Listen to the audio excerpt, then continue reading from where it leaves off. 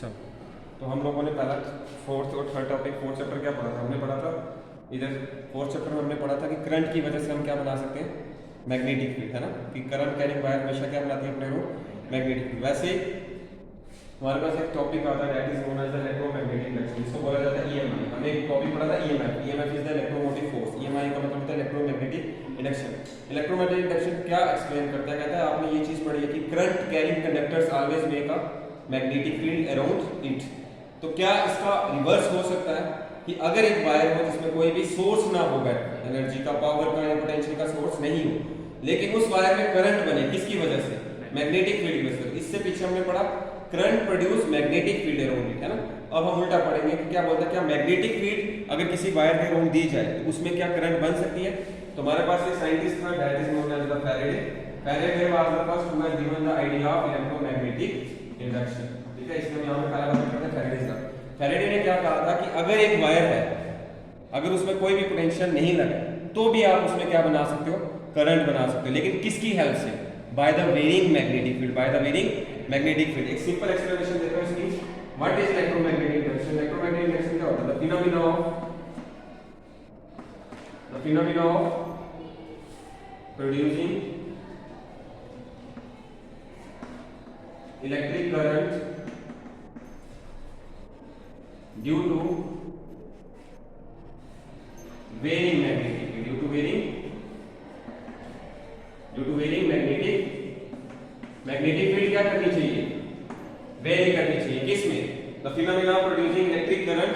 Electric current को हम बाद में एक और चीज बोलेंगे। इलेक्ट्रिक करंट को हम साथ साथ एक नाम बोलेंगे that is known as the EMF. हमने पढ़ा था what is EMF? EMF is the electromotive force. But EMF actual में होता क्या है? When the circuit is closed, जो पोटेंशियल होता है वही किसके इक्वल होता है? ईएमएफ। और सर्किट ओपन होगा तो ठीक है, तो वो क्या माना जाएगा? ईएमएफ। ठीक है ना, अगर सर्किट ओपन है तो ईएमएफ माना जाएगा, अगर सर्किट क्लोज्ड है तो ईएमएफ किसके इक्वल हो जाएगा? पोटेंशियल के। समझ आ रही है? हमने पढ़ा था कि करंट कैरिंग वायर, वो वायर जिसमें चार्ज फ्लो करे उसमें करंट बनेगी, करंट की वजह से उसमें मैग्नेटिक फील्ड बनेगी। तो क्या इसका रिवर्स हो सकता है कि अगर वायर में कोई भी पोटेंशियल ना दी हो, बैटरी वगैरह कुछ ना लगाई हो, लेकिन वायर को क्या दी? मैग्नेटिक फील्ड दी, तो अगर मैग्नेटिक फील्ड की वजह से क्या उसमें करंट बन सकती है? Yes, that phenomena is known as the electromagnetic induction. The phenomena of electromagnetic induction explains that when the varying magnetic field always make a current around the conductor. कौन सी मैग्नेटिक फील्ड? वेरिंग, कांस्टेंट नहीं। Magnetic field क्या करनी चाहिए? Vary करनी चाहिए। और varying magnetic field उस कंडक्टर के अराउंड क्या बनाएगी? Electric current. और इलेक्ट्रिक करंट भी बोलेंगे हम आगे, क्या बोल सकते हैं उसको? Potential. According to the Ohm's law current किसके डायरेक्टली प्रोपोर्शनल होती है? पोटेंशियल। पढ़ा था, और हमने पिछले चैप्टर में एक चीज पढ़ी थी, अगर सर्किट क्लोज्ड है तो अगर सर्किट ओपन है, सेल का क्या होता है? EMF. When the circuit closed, ये ईएमएफ किसके इक्वल होता है? पोटेंशियल। किसके इक्वल होता है? पोटेंशियल, है कि नहीं? तो अगर जिसमें वेरिंग मैग्नेटिक फील्ड करंट बना रही है तो करंट की वजह से उसमें क्या बन सकता है? पोटेंशियल। और अगर सर्किट क्लोज है वही पोटेंशियल किससे इक्वल होता है? EMF. It means varying magnetic field जब करंट बनाएगी तो करंट की वजह से पोटेंशियल के साथ साथ क्या बनाएगी? ईएमएफ। समझ आ रहा है?